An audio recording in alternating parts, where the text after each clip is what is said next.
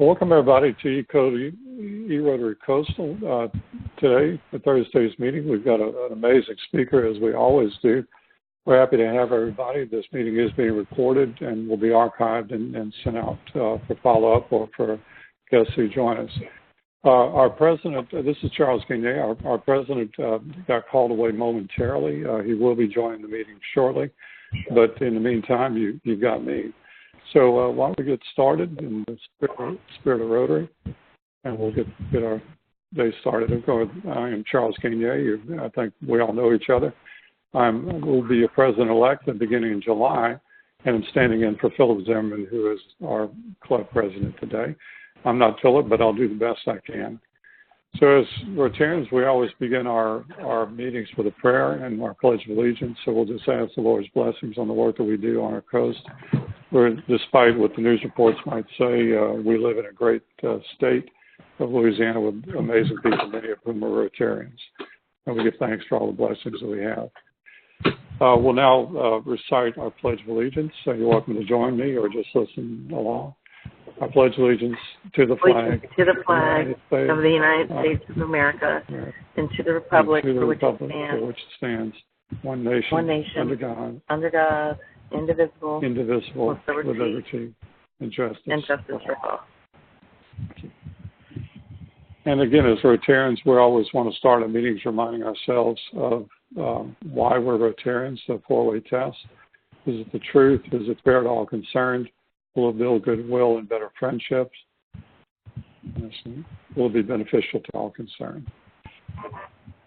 With that in mind, I'd like to, again, welcome everybody to the meeting, and I would like to introduce our speaker today. We have an exceptional speaker today.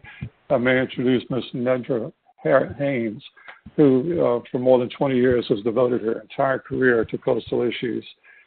She sits on the board for SIPRA. We're all familiar with SIPRA and the policy-making board that entails.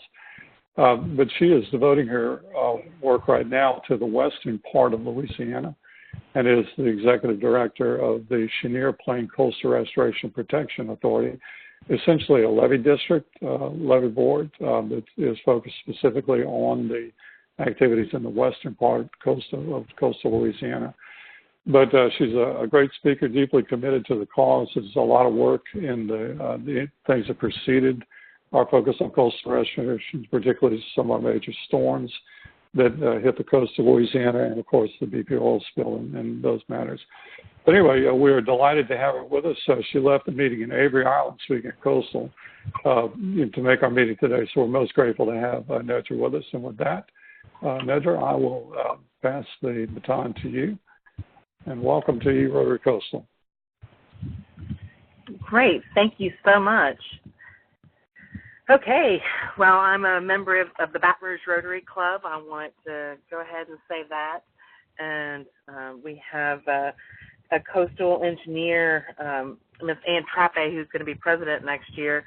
So I'm excited for that. And I'm excited to be invited to this E-Rotary Coastal Club. And hopefully I can make some of the meetings in the future, because I think this is a really great platform. Like I said, I'm the executive director of the Chenier Plain Authority. We have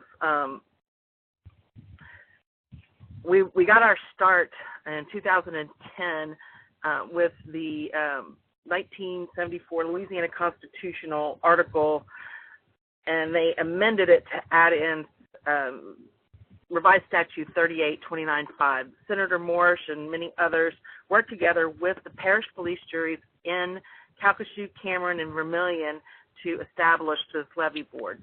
And 2014, between 2010 and 2014, the commissioners were appointed by the governor's office. Those names are put up by the police juries, usually from their coastal committees and people that are involved in with a passion for the coast. And so by 2014, all the slots were filled, and they hired me in June of 2014 to be their executive director. As I said, you can see on the map that the region that we encompass, we work with local stakeholders, landowners.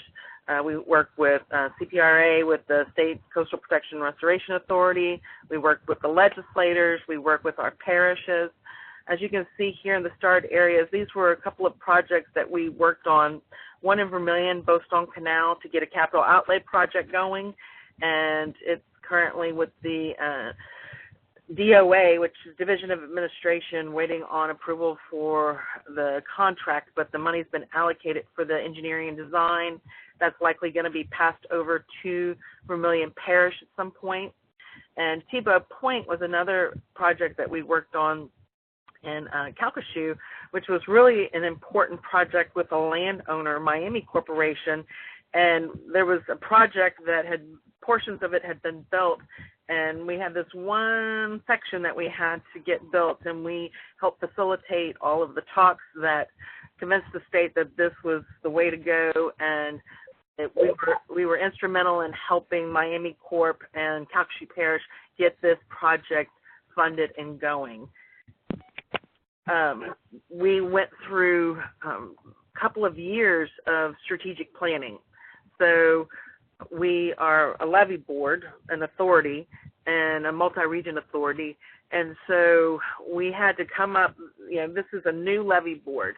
In 2006, after Katrina, Walter Boisseau was a senator, and he was wanting levee reform. And so there were several boards, of course. Most of the boards are in the east to the southeast, and there were no levee boards in the southwest. And so St. Mary, Iberia, and the Chenier Plain on the southwest, and also St. Tammany in the east were created in 2006. Brand new levee boards, and we had to start from scratch. We worked in conjunction with the Pontchartrain Levee District and Cephala East and the Association of Louisiana Board of Levees to help us kind of get our start and to help us get our foot on the ground and try to start moving toward what we needed to do. And one of those things was a strategic plan. And so our vision was to be the regional unifying voice of the people of Calcasieu, Cameron, and Vermilion parishes that champions coastal restoration and protection of a diverse ecosystem, a region of vital economic importance and culturally rich heritage. And one of the things that Cameron touched on when we had our RETA reunion and Remembrance Day, we went down to Cameron. They had a banner that said "Stronger Together," and we caught on to that and said, we really as a region are stronger together. And everyone agreed that we needed to move forward and get our mission down. And as you can see, our mission is about building capacity to establish and construct restoration and flood protection projects. We really got out and we tried to educate the public and raise awareness for the need for coastal restoration and protection in the area. We did several presentations over the last 4 years to Rotary clubs in Vermilion, religious organizations, women's clubs, teachers associations. We went out and really tried to raise awareness. We also tried to engage in the water management activities in the region, and we attended the Acadiana Planning Commission's meetings where they're getting a lot of hazard mitigation knowledge to look at drainage.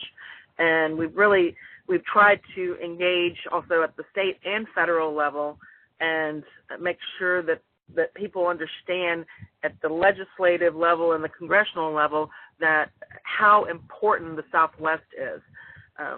I may have it in here a little bit later, but our region right now in the Cameron-Calcasieu region, there's $139 billion worth of LNG facilities coming in. And we just are, we have to think about how the coast is being affected. Also in Texas, they're dredging the Sabine Neches, and that's coming out of the Galveston Corps of Engineers, and it's going to change the salinity regime and how the water that comes down and around Cameron, how that's going to change potentially the salinity and how that interacts with the environment and the habitat. And so we've been engaged in all of these things as part of our mission. We have 3 commissioners from each parish, and they are selected from the parish police juries put those names up to the governor, and there's initially there were 9 candidates given from each police jury, and he selected 3 from each one. And in 2014, Governor Bobby Jindal appointed our board, and then in 2016, John Bell Edwards reappointed all of our board members. We also formed the Chenier Plain Alliance, which we had this regional vision, and so we have the Chenier Plain in Texas, which is Jefferson, Chambers, and Orange counties, and we put together an MOU with these counties to serve the greater good of both states. And we organized and attended quarterly meetings with them, and out of that came the Chenier Plain Conservation Alliance, which has a lot of our federal partners involved, like NOAA, and our regional partners with the state, and also our local partners with our parishes. And so we've had meetings in Texas, and we've had meetings in Louisiana, and the conversations and the sharing of science and the sharing of ideas has been really beneficial. It has really gotten the word out about how important this region of the world is. Some of our goals and objectives that we really got the check marks by them because we've coordinated efforts amongst agencies. We've had a lot of public outreach and advocacy. We've assisted with implementation of federal and state projects and programs. We developed a master plan, and that was in conjunction with our parish coastal committees, and we secured some project-specific funding. One of the things that we have not done and may not be able to do for a variety of reasons is establish a long-term funding source. One of the things that we were tasked to do as a levy board, as a multi-region authority, was within a 5-year period of being formed that we would have a millage on the books in each one of our parishes. And Iberia, St. Mary, and St. Tammany all have those same restrictions. Now, it's coming before the board in the next few months of how that's all going to play out, because Iberia has had 2 runs at trying to go for a millage, and both of those runs have failed. The first run failed by a very narrow margin, and so they regrouped, and they spent a lot of money on advertising and studies and focus groups, and they did all the right things, and they lost. They had 12% of the population come out, and they lost by 83%. So they are regrouping. They are taking their current funding, and they, I believe, have a CPA, and they're looking at returning all the funding to the sources, and their levy board would essentially be an advocacy group for that area.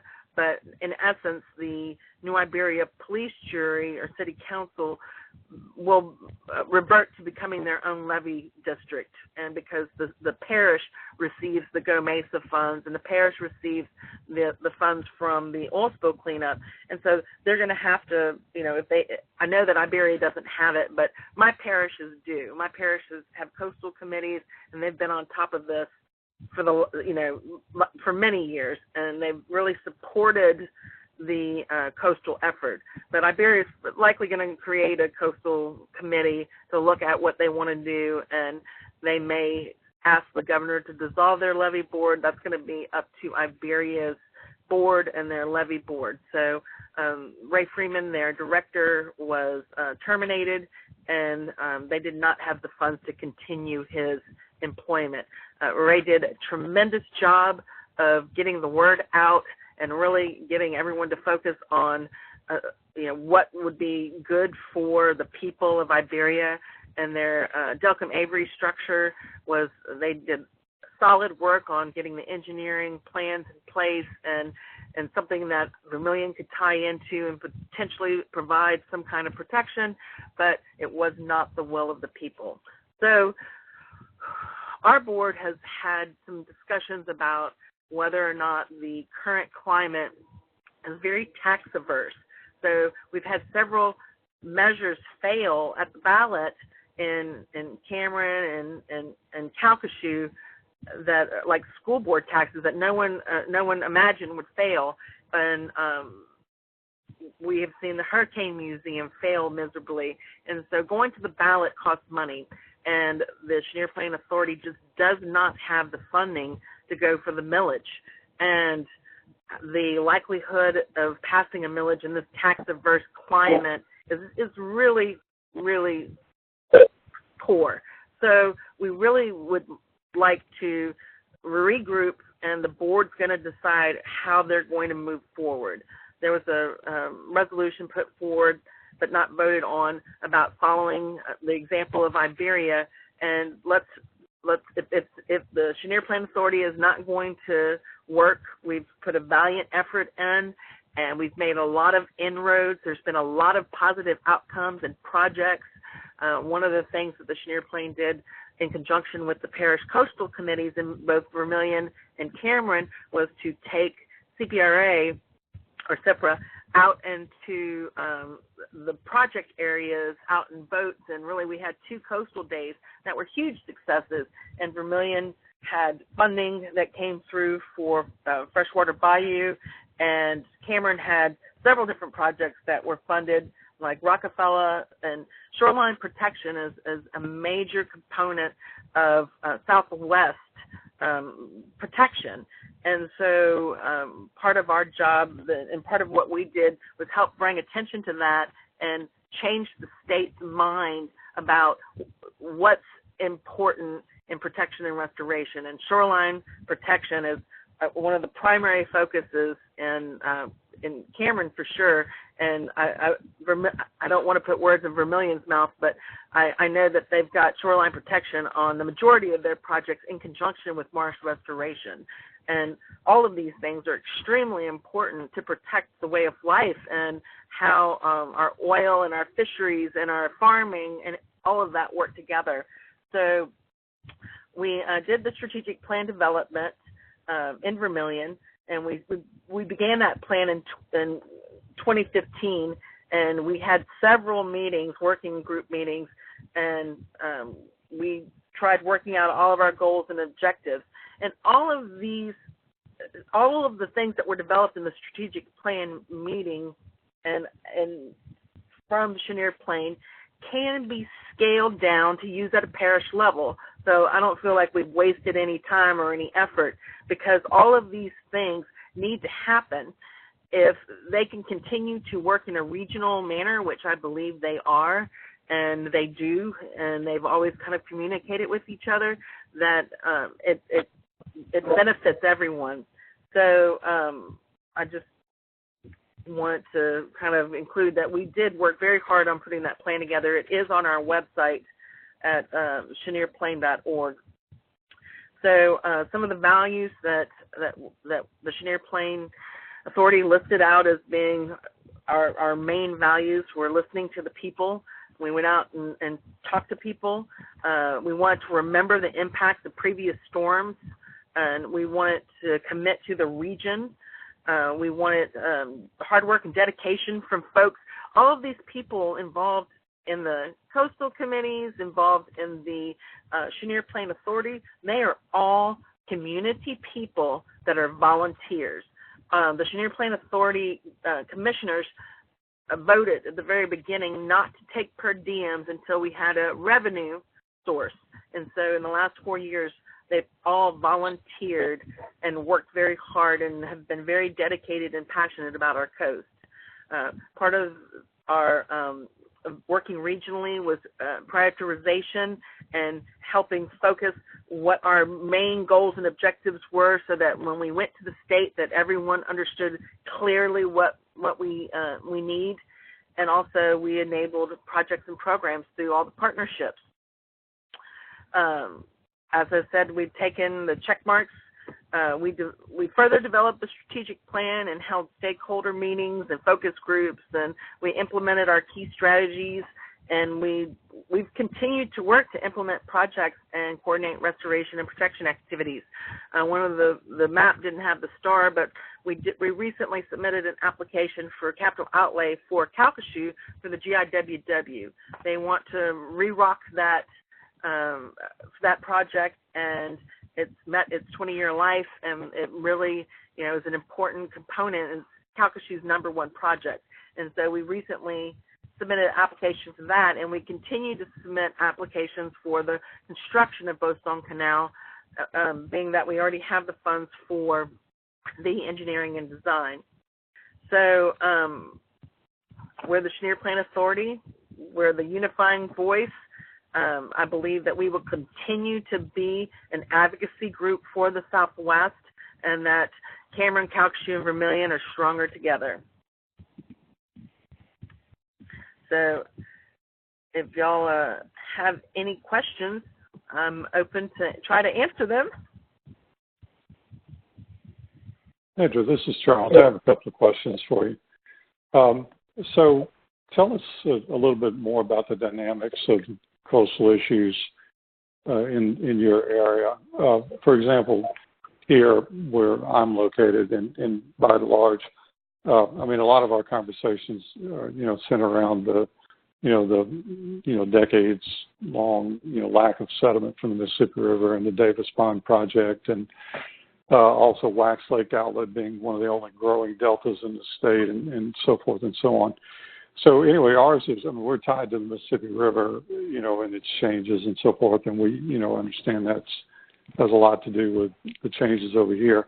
But what are the dynamics out west? I mean, y'all don't have any major rivers. I guess we're the Chenier Plan Authority because of the geography, and they are Cheniers, and so the Cheniers are the ridges, and so we our main issue is shoreline erosion and marsh erosion. We have saltwater intrusion, and we have marsh areas that are opening up, and we have changes in our aquatic vegetation that are making changes with our fisheries, and so saltwater intrusion, shoreline erosion.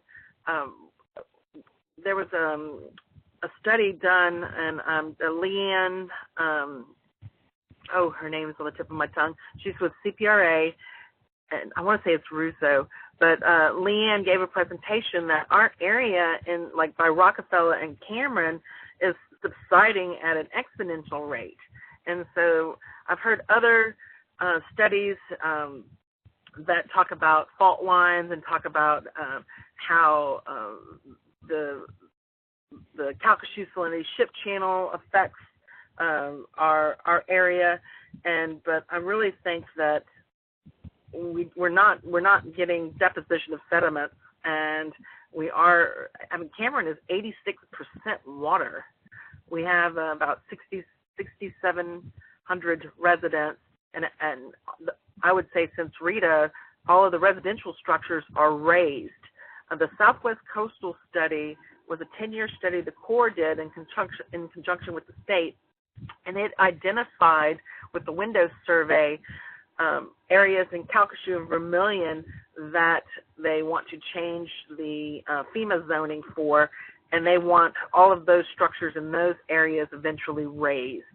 So subsidence, flooding, the water comes in and the water goes out. I don't think that any of the parishes are interested in really building walls. We need the marsh to slow the water down, and it's just the operation and maintenance to pump water out. There are several hydraulic studies that are going on right now, and that projects that will be built that will help drain parts of Cameron, because when we have rainfall flooding, there's parts that the water just stands for a month. When Baton Rouge flooded in 2016, we had also Vermilion, Acadiana, Vermilion, and Cameron all flooded terribly, and water was still standing in Cameron a month after Baton Rouge had drained. So I really think that, Cameron is mainly focused on shoreline protection and looking at their potential for pumping out standing water. And does that kind of answer your question? Yeah, absolutely. And again, it just, again, just looking at a map, we have these two rivers, the Mississippi being dominant, but then, of course, the Wax Lake outlet and that growth.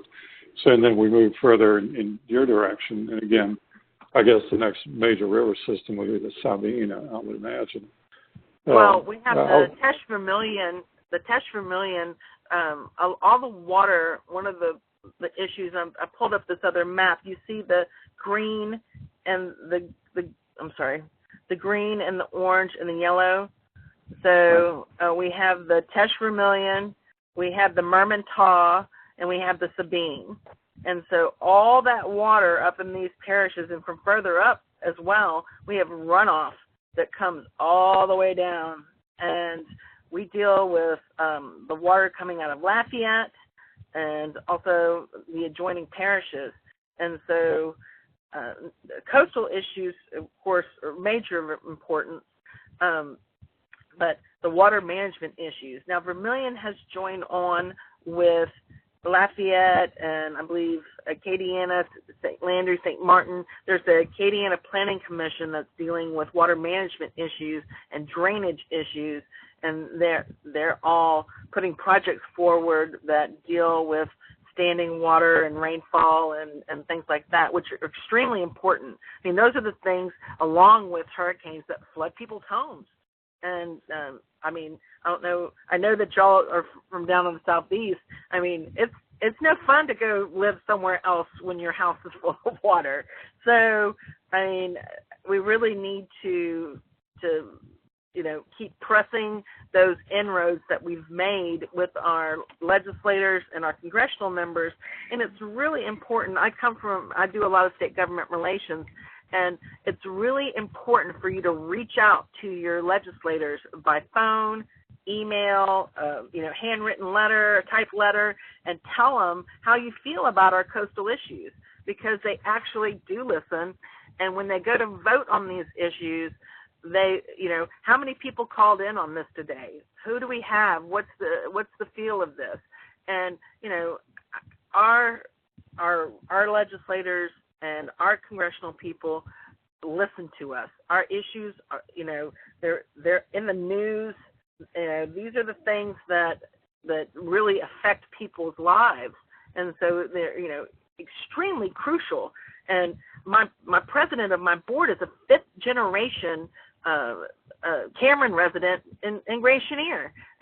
This, his whole family, everyone lives there and have for 5 generations. You don't want to lose your way of life. I know that people down at Houma and Terrebonne don't. And so, we want to make sure that we get just as much time and billing with the state and the feds, and that they understand how important these projects are. The Southwest Coastal Study that I mentioned is like a $3 million project list that has been authorized through the Corps, and we're waiting for portions of it to go into the president's budget. And this year, none of it went in. Everything's focused on infrastructure, but they're focusing on roads and bridges. And so it's very frustrating to me that, why aren't we spending some of this funding on our coastal issues? And so I know that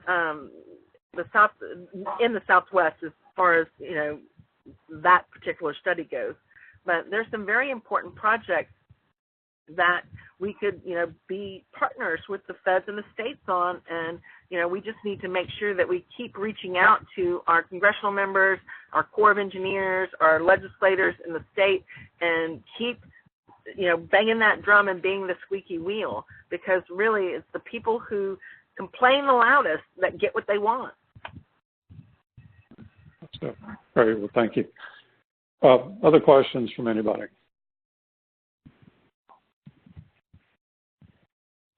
Okay. Well, Nedra, thank you so much. I know you had a packed day today. I know you stepped out of other meetings to be with us today, and we're so grateful for your time and interest in what we're doing. And we know you already indicated your intent to spread the word about what we're doing as a club and the format. Absolutely. And so we're most grateful for that. A lot of interested people here. Well, please put me on your list and invite me back, and I would love to come and just listen. Absolutely. A lot of good things coming up. In fact, speaking to the club members now, our next speaker on March 15th will be Reggie Dupre. He's the director of the Terrebonne Parish Levee District.